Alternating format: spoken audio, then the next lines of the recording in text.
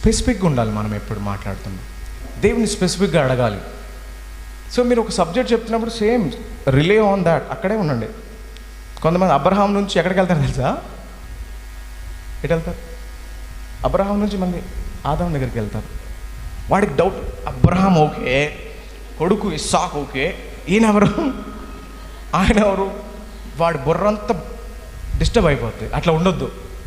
ఒకళ్ళ గురించి మాట్లాడితే సేమ్ టాపిక్, ఆయన గురించే ఎక్కువ. మీకు ఇప్పుడు ఈజీ, బ్రౌజ్ చేయండి, చాలా ఇన్ఫర్మేషన్ తెలుస్తుంది ఆ దేశం గురించి. నెబుకద్నెజర్ ఎట్లా ఉన్నాడు, ఎంత తిన్నాడు, ఫుడ్ అన్నీ బైబిల్లో ఉన్నది చూడాలి. కొంచెం బయట నుంచి దొరికే ఇన్ఫర్మేషన్ కూడా తీసుకోవాలి, రియాలిటీ అదే మాట్లాడాలి. మనం ఇక్కడి నుంచి అక్కడ దూకుతాం. ఏ తర్వాత ఎఫ్ వస్తుంది తెలుసా? బి ఏమైందమ్మా? సో అట్లా వెళ్ళాలి. ఏబిసిడి వెళ్ళరు, ఏ ఎఫ్ జెడ్ ఏ భాష